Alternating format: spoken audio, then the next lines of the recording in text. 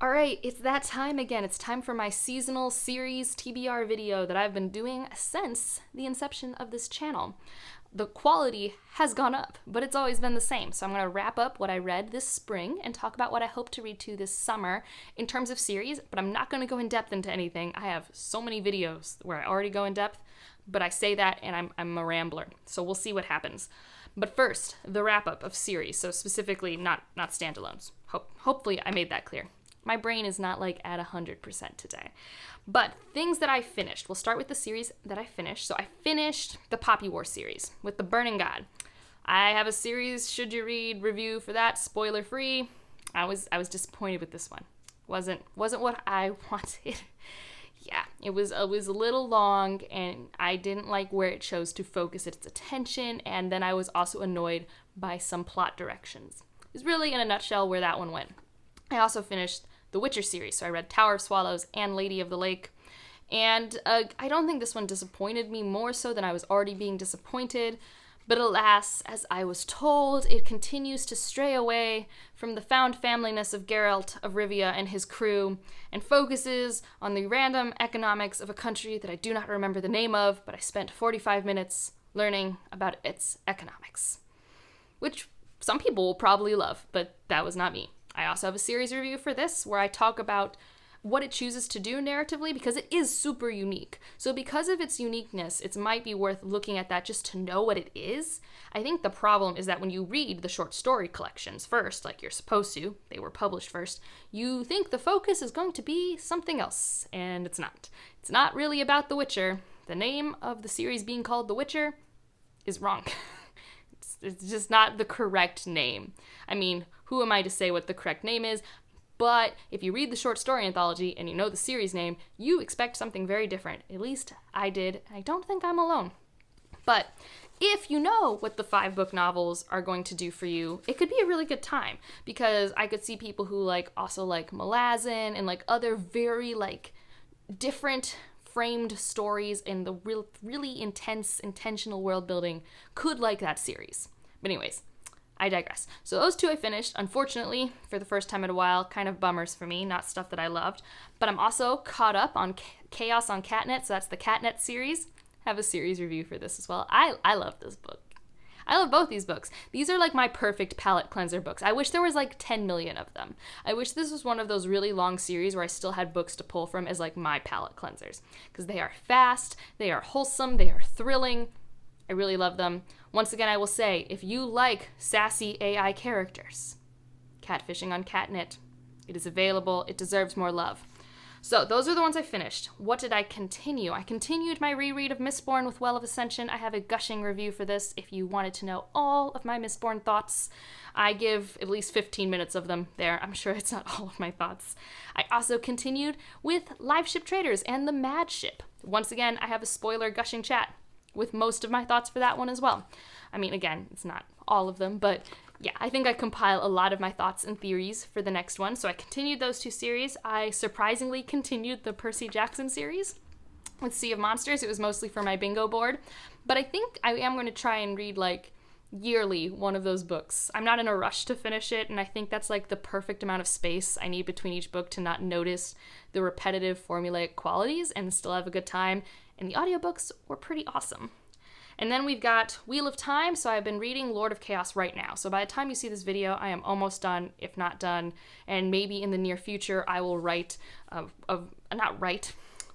film a video where I talk about my journey in Wheel of Time so far, spoiler-free, with maybe a spoiler section at the end where I have to ramble about some things.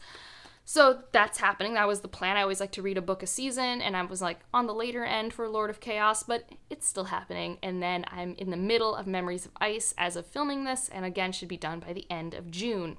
And I also have Deadhouse Gates that I finished, that I think I was in the middle of when I last filmed this. So Deadhouse Gates, I have a spoiler vlog and a spoiler-free review. Memory of Ice will be getting a spoiler vlog, but I'm not planning on reviewing. But I like it as much as I liked Gardens of the Moon, if not a tiny bit more, just because I have become so immersed in the world and the writing style. So I'm just very used to it, so it's a much more enjoyable experience because I know how to handle it now. But I don't ever really see the whole series ever becoming above a 4-star solid series for me, just because of its density. The density does not hamper my enjoyment, but it makes it like a really different experience and takes away that 5-star-ness from me. So those are the things I continued. And then I started a bunch of things because I'm impossible. But unlike a lot of people on BookTube, I don't care if I start too many series. And a lot of these are like first in a series that were published this year. So like I'm caught up. It's fantastic. Such as The Unbroken by C.L. Clarke. I really like that book. Got a standalone review for that one. It's fantastic. I cannot wait for more of it, and I'm excited that I'll get to reread it before the sequel. Also read The Gilded Ones, so this is the first in the Deathless series. I don't know if this is a duology or a trilogy. There's been like a duology trend on YA books lately that I have been personally enjoying. Makes it a little easier to like finish something in a short amount of time. But I liked that one a lot, except for the ending, and the sequel could fix the ending for me. So I'm really excited. That one was like a dark young adult that had a young protagonist, like she's 14 or 15, and I enjoyed that. I think she was realistic and relatable to me, I guess. Like her 14, 15-year-old self is not dissimilar to how I remember being. Memories, rose-colored glasses and all that. It was 13 years ago, but I really enjoyed that. I know some people didn't love like the romance part of it, and the ending is a little rushed, and I feel like some of it didn't fit the characterizations we'd had up to that point, but I'm excited for the sequel. We have Nine of Swords. I do not know when the sequel is coming out to this, but I read this one and it was really cozy and fun, so if the second one comes out next year, I will for sure be picking that up, just because it was like a fun school setting and I really liked the characters and I had a cozy time. And then we've got The Bone Shard Daughter, which the sequel comes out this fall. So I'm excited to get to that, and like I still have all the thoughts fresh in my head, so I don't think I'll need to reread that, because I think it comes out in a couple months, and it was only been like a month since I read The Bone Shard Daughter. We have a whole Space Sirens book club chat for that, and The Unbroken, if you're curious, and we always talk spoiler-free at the beginning of those. I also read The Empress of Salt and Fortune by Niveau, and I have so many exciting prospects, because the series keeps going, apparently, and I really like the narrative framing that it did. I really liked it. I talk about this one more in my Asian Readathon vlog that I put together, because it was part of what I did for that project, and I'm really glad I did. I read it in an afternoon. Like I said, I loved the framing. The world building was so tight, and I really appreciated it. I'm really excited to read it again and read the sequel. And then we've got Wild Seed. I finally did it. I feel like Wild Seed's been on TBRs for so long, and I read it. I'm reading Mind of My Mind right now. I really like it. I just need to read all of Octavia Butler. I think her writing style works really well for me. I know it doesn't work well for everyone, but I really like how she does her thematic content. I really like her writing style. I really liked following these characters. Like, I didn't like all the characters, and I didn't love all the character interactions that were on page, but I had a fantastic time, and I'm just really intrigued and interested in finishing this series that's like chronologically published all out of order. So we'll see what happens, but it's not that long, so hopefully I can finish it more soon. But I'm just excited I finally picked it up, because I swear it's been on a TBR for so long. And then the last one is The Jasmine Throne, which I'm not finished with yet, but I'm really enjoying. So definitely put Tasha Suri higher on my TBR list in terms of getting to Empires of Sand, and I think Realm of Ash is the other one in that world. So, those are all the things I've read. Any relevant reviews are down below or in the cards, etc. Let's get into what I plan to read in the summer. Before we get into the TBR, I forgot one more that I started, and that was my reread of the 5th season. So good. So good. There's been a whole slow read-along for the summer. I also know Bethany from Beautifully Bookish Bethany is going to be having a read-along in the fall, so if you want to do that with her, I'd keep an eye on her channel. That's happening soon. I'm just so happy so many people are reading Jemison right now. It just makes me happy. And if you have any Jemison questions, I will answer them in the comments. I also have a Jemison guide video I made that I'm very proud of. So yeah, now we'll get into the TBR, because I almost forgot about the Jemison book like a silly person. But here we go. First, we got Mistborn. I want to finish Mistborn, so Hero of Ages, I want to get that done. Similarly, I want to finish the Live Ship Traders series, so I need to read Ship of Destiny.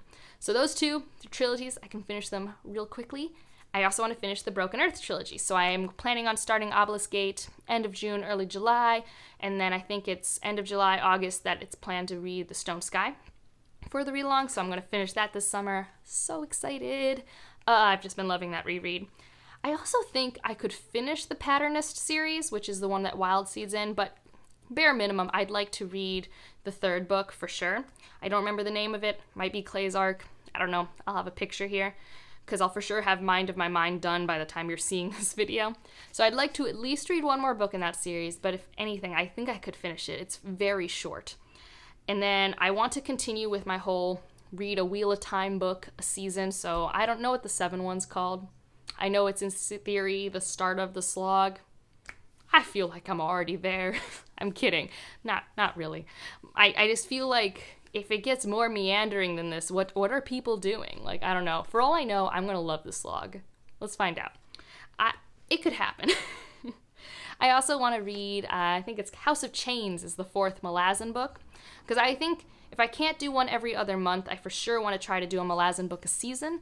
It just depends on my stamina. They are very dense reads. They take a lot of my time. So I just always want to make sure I don't get burnt out on that because I do really like when my brain's awake enough to like dig into those tomes. And then I want to continue the sequel for Empress of Salt and Fortune as I think the tiger came down the mountain.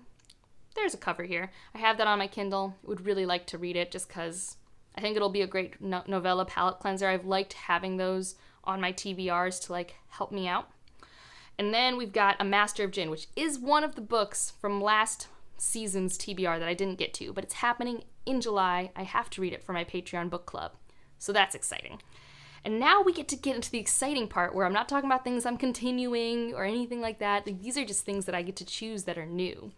And one of them I've decided is going to be Ninth Reign. So I want to at least read Ninth Reign. I don't know if you know, I'm not planning on reading like a book a month or anything.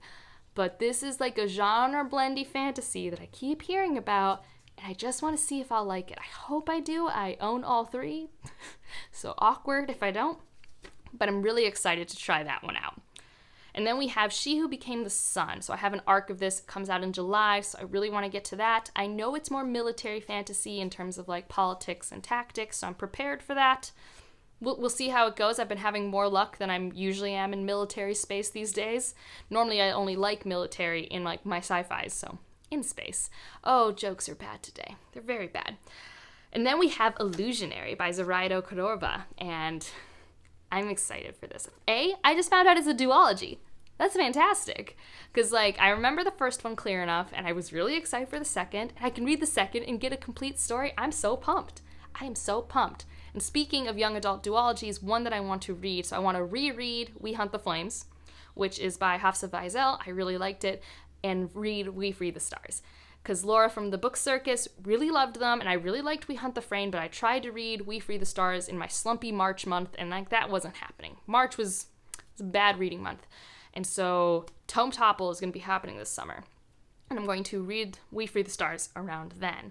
So I need to reread We Hunt the Flames. I'm really excited because that's also a duology. I love young adult duologies. It's fantastic. What other ones we got on this list? I have First Light. This is a sci-fi by Casey Berger. This is an arc I got. Full disclosure, we went to college together. We weren't super close friends, but we were colleagues that worked together on problem sets. I saw on Instagram that she was writing this sci-fi and it's her debut, and I was like, that sounds really cool. I would love to read it if you have arcs and talk about it on my channel. And she's like, oh yeah, sure. So I have that. I don't remember much right now. I read the synopsis a while ago, so I'm going in pretty blind, but like I remember when I read the synopsis, I really liked it. So I'm excited for that. That's like kind of sort of like my sci-fi, although my second will be the Hyperion Cantos. I'm starting my reread probably at the end of summer of the Hyperion Cantos, starting with Hyperion by Dan Simmons.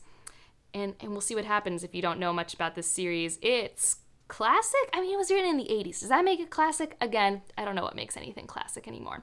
But the first one is kind of written in a short story format, not dissimilar to the format of Canterbury Tales. It's nothing like Canterbury Tales. It's A, modern, and B, sci-fi. It's a sci-fi pilgrimage. It's very sci-fi horror, and it's really fun. I remember reading it 5 years ago when I was a baby in sci-fi space, and now I want to reread it as like being more well-read and seeing different things. I'm very excited, especially since now I've read more literary and classic fiction, so I feel like I even have more patience now as a reader than what I used to. I have 2 more things. One is the Cradle series. They were all free. So I got them all because they're free. And Q and TG and Lena from Sufficiently Advanced Lena love them. I think I've heard good things from Kayla from Crack Into a Good Book. So I have all of them. I should probably read at least one of them. And I hear they're quick and fun. They're only like 300 some pages. So it would be good if I could read just one. I think the first one's called Unsold, maybe? That's what my little post-it note says. And then the last one is War Child. And this is by an author I've discovered in the Sunspot Jungle collection, and they were in New Suns. And I'm very excited. I really was impressed by their story in Sunspot Jungle. And this is a trilogy. I think it's a sci-fi trilogy, kind of military, that was written in the early 2000s. And I'm just really interested by it. So those are all the things that I hope to maybe get to, continue, etc. These are always so ambitious, so ridiculously ambitious.